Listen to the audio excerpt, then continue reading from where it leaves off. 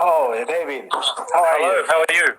Oh, excellent, excellent. I'm very happy to have this conversation. I was really looking for it. No, How thank are you. you? Good. I see your message from Hugo Porter. Yeah, here we have the T-shirt. Look, from Banco Nación. I've got one of those from 1983 when he played in Canberra, and I was playing for the ACT. Well, that was the year I was born. In 83. Oh, thank you. Look here. He came here to my city last year. Well, I told him that we were talking with you, so he sent you greetings. Thank you. Well, the thing is like this. As we all speak in Spanish. We will have this conversation in English, and later I will put the subtitles. For the kids, and we'll charge it on YouTube, so everyone can understand what we are talking here. Le pido disculpas a la gente que habla en español ahora. Después vamos a poner los subtítulos abajo para que puedan ver la conversación en YouTube. Okay, David. Well, thank you again for joining this talk. Well, I know over there it was very difficult to arrange this meeting because you have 13 hours more than here. Here it's really early now. But it's only 9 o'clock here. Fine.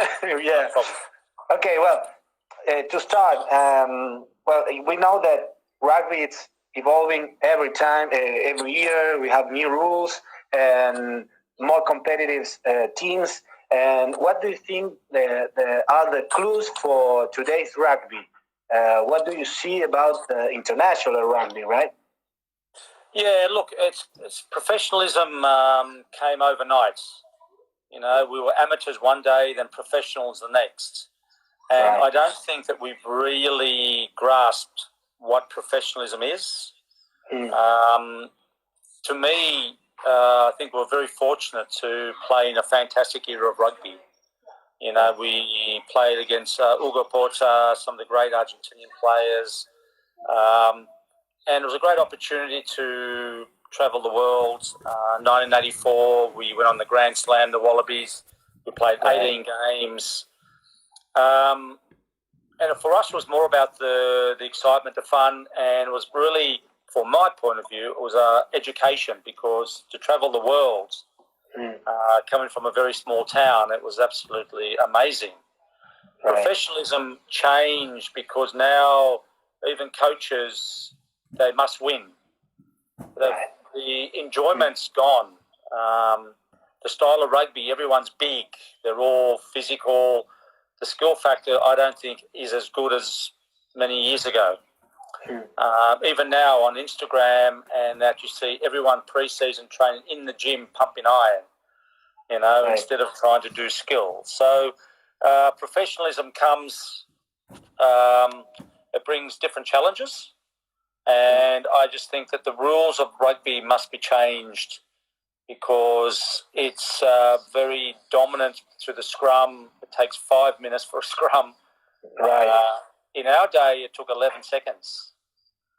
So, there were many injuries also when you have to connect very quickly. Yeah, look, you know, it's technically now it's a bit too far. They've gone to one extreme to the other. Right. Okay. If you think the old days, it was like the referee would mark his spot, the two forward packs would come together, and they would connect. Now the referee's there, tells them what to do, so it makes it very, very different. But overall, there's too much stoppages in the game. You know, the TMO now, they go back, they look, and it just takes too much time. Right. Anyway, as you say, we have to remember the values that give us amateur rugby, right?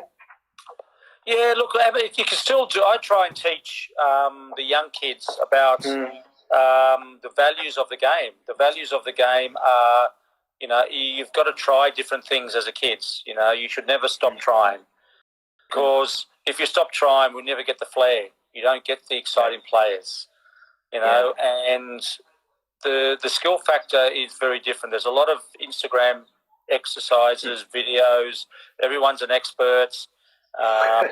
But realistically, there's certain things you look at and you go, well, really, that's not great. But it's people get used to it now. And as I said, professionalism has changed a lot of attitudes. And kids only believe what they see. They don't try and understand the game or see how things can be different. They see a spiral pass and they think that's the only pass there is. So trying to get the kids to understand the game is a bit of a challenge, but that's why we're here. We're here because we've a lot of knowledge and we want to help. Yeah, in your academy, you teach kids these skills. How was that experience for you?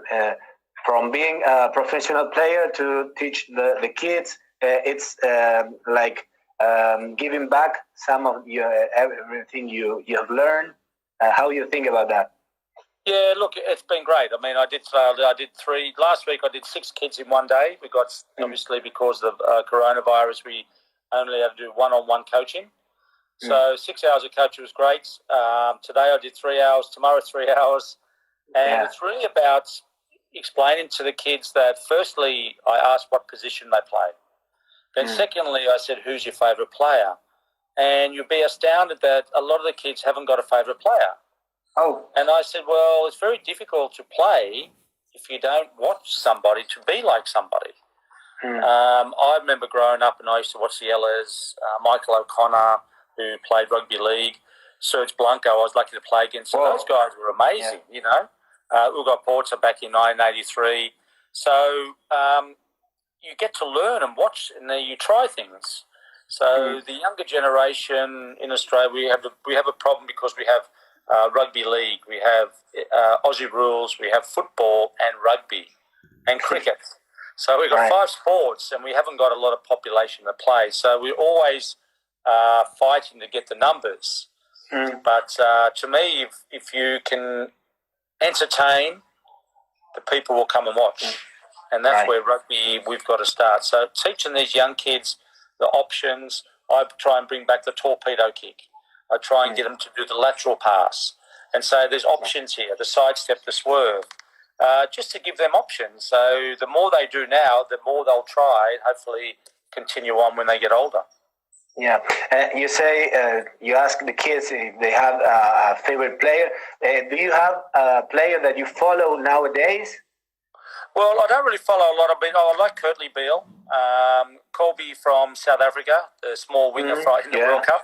I like little wingers who can create opportunities. And Kurtley Beale's the same. Quade Cooper. I like that unpredictable players because they're always exciting to watch. Danny Cipriani from England, another great player.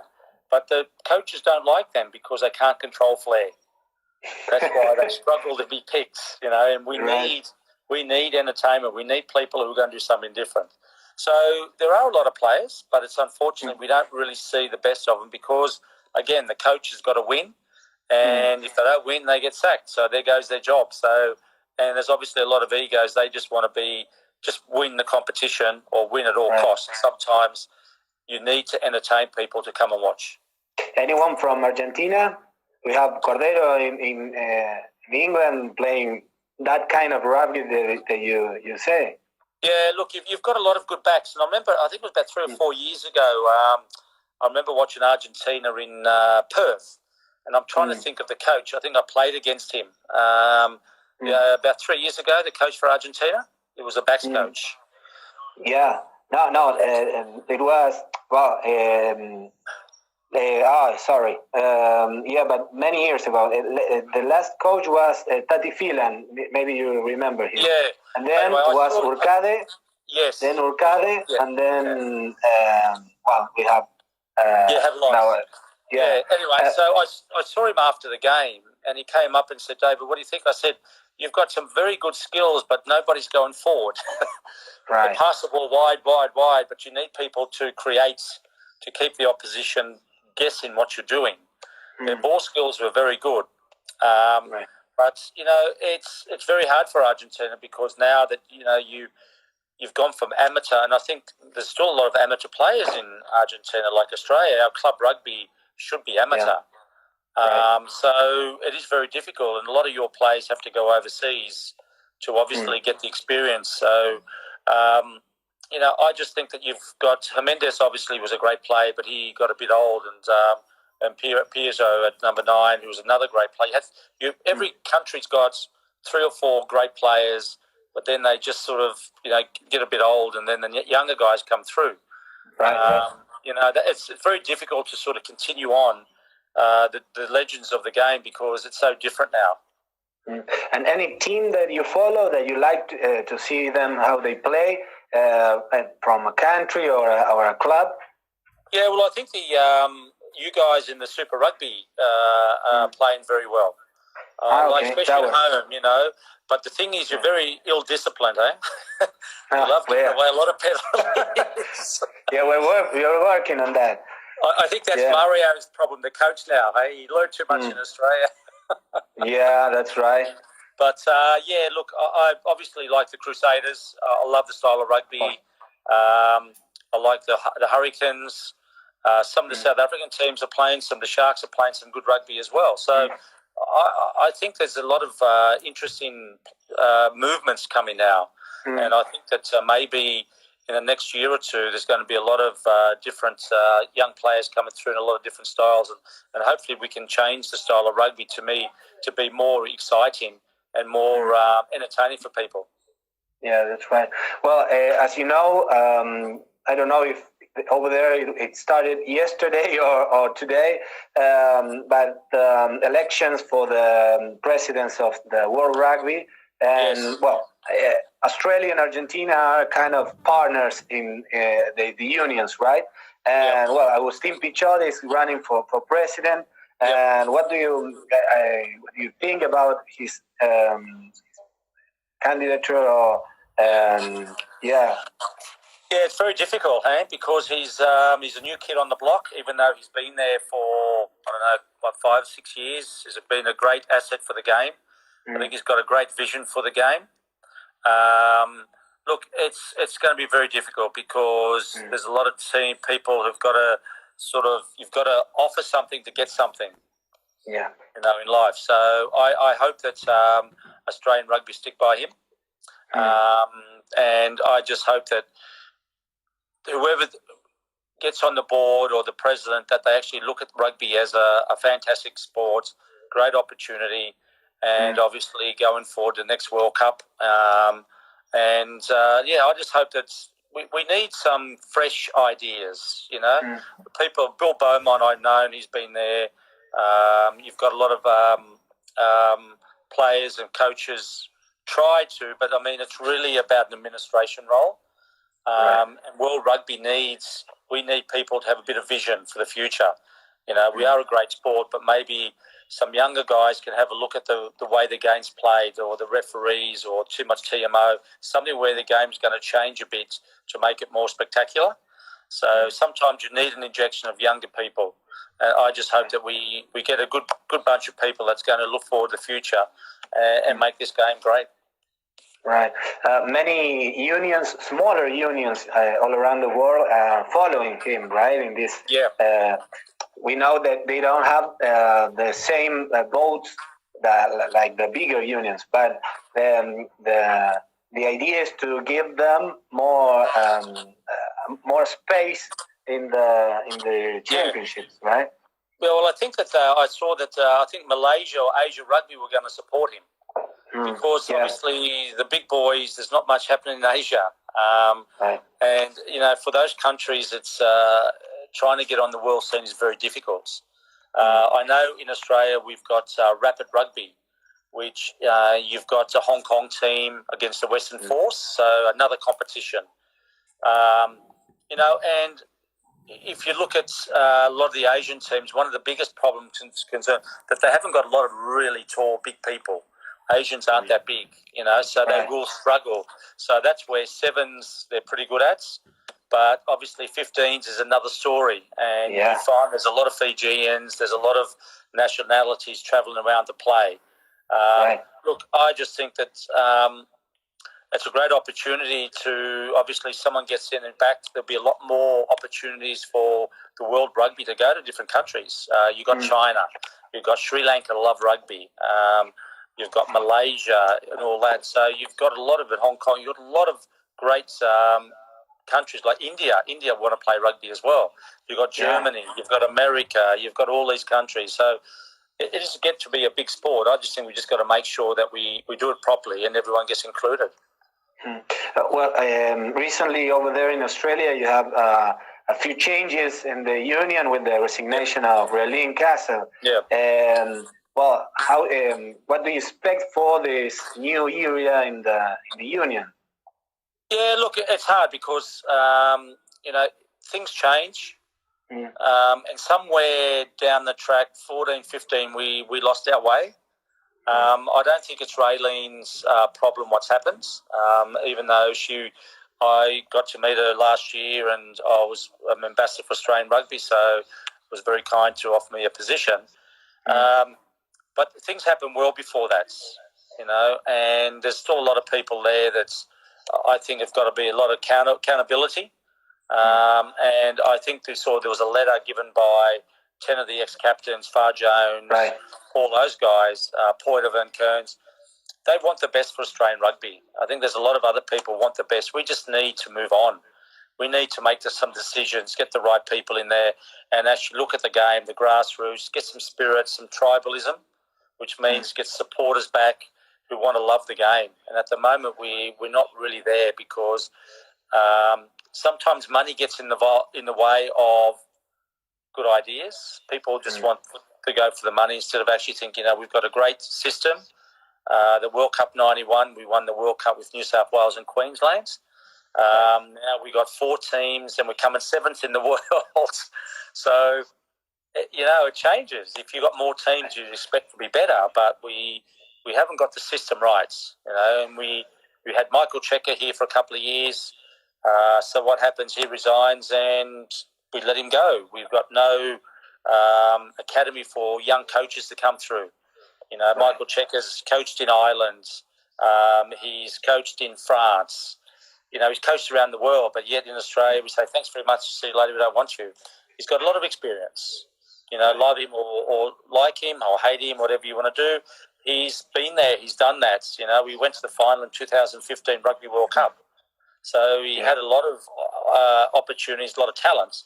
But I know Michael Check, and I think the biggest problem with Australia, he didn't have the players with the skills to play the style of rugby he wanted to. For some reason, our skills are not good. And we had a skills coach who never played the game of rugby, who is no longer with us, and our skills have gone backwards. So we need to get the right people in there for the right reasons, and obviously that can be transferred to the younger kids. So what I'm doing is very, very simple things, so hopefully they can come through the next generation. Yeah. Well, also you are going to, as a candidate for the 2027 World Cup, right?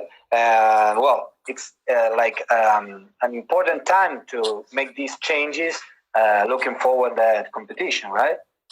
Yeah, I think it's important. I think Australia, we haven't had a World Cup since 2003. It was very, very successful. So we will put on a good show. There's no doubt that we've got a lot of really good stadiums now. Things have really changed. Yeah, massive stadiums. So, I just think we've just got to put our case forward, and hopefully we can get the World Cup, because I think they tried to get the Women's World Cup next year and we missed out on that. So hopefully 2027. Obviously, at the moment, there's a lot of funding that's not available because of coronavirus and all that. The government's spending a lot of money. Difficult. Right. Because you really need the government to support you. And I think it comes up in May. That's when you start now. So things might be a bit tight. But look, we're very positive. We know we've got the understanding how to run a World Cup. And I think we're going to, if we do get it, hopefully we'll show the world what a really great World Cup can be done, how it can be done properly. Well, you mentioned women rugby. How do you see the growth that had women rugby all around the world? Yeah, it sort of came out from nowhere, didn't it? It sort of appeared and off it went. So, I think it's great. I think the opportunity, I've got a daughter who's 15 who's a very good sports lady. And she plays rugby? No, she plays hockey. Ah, hockey. Okay. And I'm just trying to think, what's the name of that? Luciana, Argentine hockey player. Yeah, Luciana Aymar. Yeah, she idolises her, and she kept on watching the videos, and we were trying to even think about because in Australia you can actually do a transfer to a different country for 2 or 3 months to learn. And we thought, obviously, if Argentina would be great, that she can go across and learn a bit of hockey. But hockey here is the women rugby for excellence. Exactly. Yeah. So, when you think about, my daughter, she's a very good runner, very good athlete. So, thinking about playing sevens, and I said, well, it's a great opportunity, but you've got to get tackled. And if you haven't been tackled, someone comes near you, it's very different feeling. So you've really got to be, some reason, sort of like a tomboy is a little growing up, you play for your brothers, you get tackled and all sort of that. But, look, it's great for the game. It's come a long way. And, it gives more opportunities for women as well playing the sport. Right. Well, you'll talk about the World Cup and how... you've been the champ in 91, and what does that mean for a rugby player to become the world champion, right? Yeah, look, it's a lot of hard work. And to be a world champion, it doesn't happen overnight, it's just one of those things that you've got to work. And I think it's a generation thing that you play, you come through. I think I started in 82, went 96, so you go through a different generation of players. Right. And it really happens when you are a bit older and you've got a lot of experience. You don't really find too many 19, 20-year-olds win Rugby World Cups. You look at a lot of the teams, they've been like the World Cup of England 2003, there was 30 plus, because you need that discipline, you need that understanding and the mental capacity to keep on going. But these days things have changed. Professionalism, a lot of players are coming through, they're very mentally tough at things, and the skill factor as well. So they work very hard now. So there's more technology, I think, in the game compared to what we used to do when we play. So I just think it's great, and you've got a lot of knowledge now. So what I try and do, I learn from my experience, and I'm trying to give back in my academy to the younger kids today, teaching them how to sidestep and swerve. So it's a great honour. It's hard work, but it's very rewarding as well. And when you look back to those days, how do you remember them? To holding the cup and... Yeah, I was just thinking that, you hold the cup in 91. Then the next day you wake up and you go, okay, what happens now?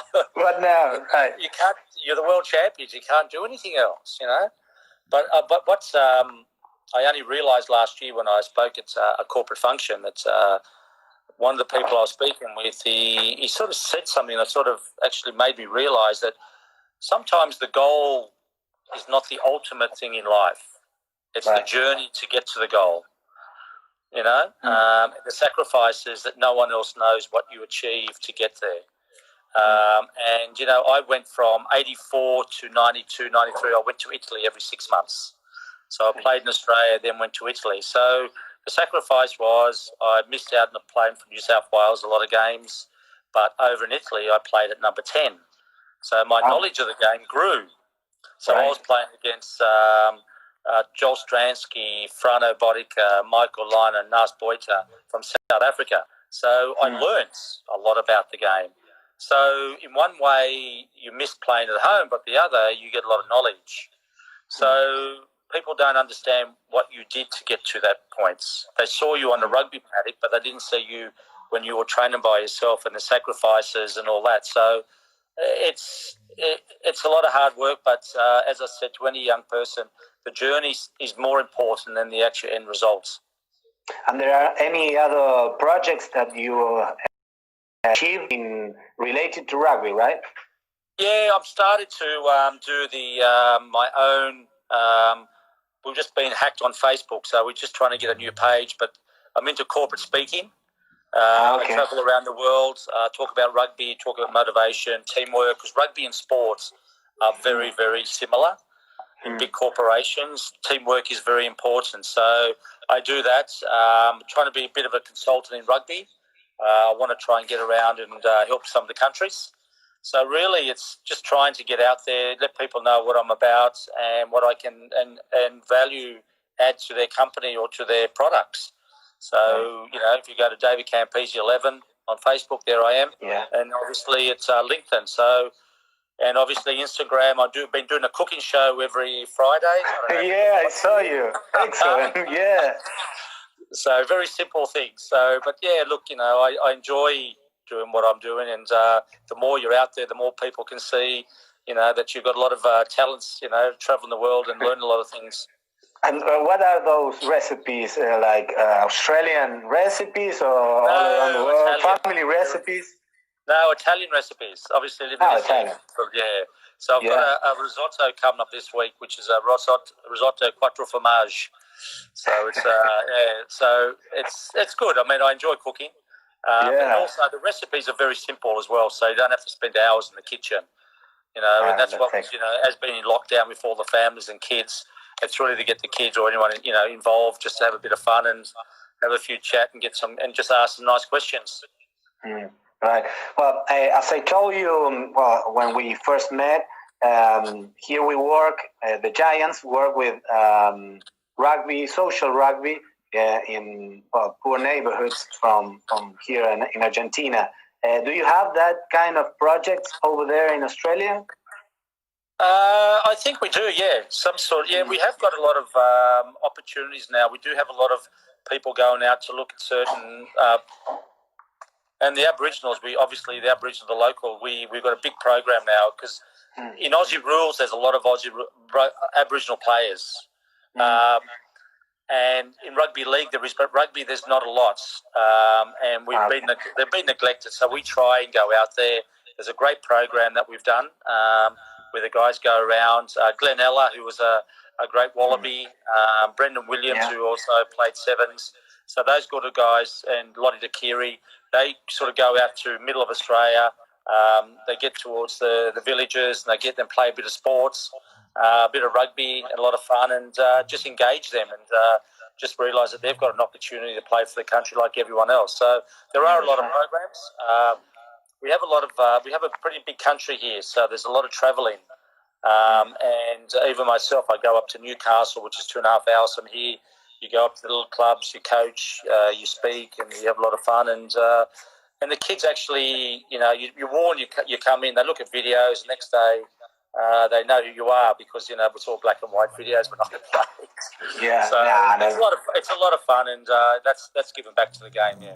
Yeah. Well, to sum up, what message can you give the kids that are making their first steps in rugby and that has all the future ahead?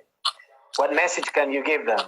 Yeah, look, I think it's important that they watch the game and try and find someone they like in their position and watch what they do and learn. That's the best knowledge you can do. It's no good just playing the game. You want to be like somebody. If it's not even so Hugo Porter, if it's something like that, he was a great kicker, very, very calm. And you want that. You need those older players to come back and give a lot of experience to the younger kids. And once they see that and the knowledge they get, then they go out and try. It's important that coaches say, don't do that. Coaches got to say, good, why did you do that? Next time, try. Keep on. That's very good. Because then the kids will experiment. But I say to kids in the world, the most important thing is to do the simple basics. Messi, the soccer player, everything he does, the basics are spot on. Then he can do the hard things, and that's very important in any sport. The best players in the world have got the best basic skills. If you can do the basics, the rest is easy. The most important thing is to enjoy what they do. It's a great life. Rugby's got opportunities. You can go to Commonwealth Games or the Olympic Games in sevens. There's not many other sports that can do that. So we are very, very fortunate that we've got so much to offer for the younger generation, and they just wanted to go out there and just, enjoy what they do. Enjoyment's number one in life, and you've got to enjoy what you do. Okay. Well, David, once again, it's a big honor for us to have you in these lives. And like our legend in rugby, so I'm really honored by that. And thanks for you being so humble and well, clear in your speak. So thank you very once much. again, thanks, and well, we'll keep in touch. I hope. No, and definitely. And if you come here to Argentina with your talks and academy, and your academy, teach them how to do the goose step, eh? Excellent. Okay, David, good luck and thanks again. Va bene, okay. Buonanotte. Thank you very much. Ciao. Bye. Bye. Bye. Bye. Bueno, y a la gente que nos acompañó, muchas gracias por este momento. La verdad que una charla hermosa con David y bueno, un abrazo grande para todos y nos quedamos en contacto. Ya nos veremos en los próximos vivos. Un abrazo.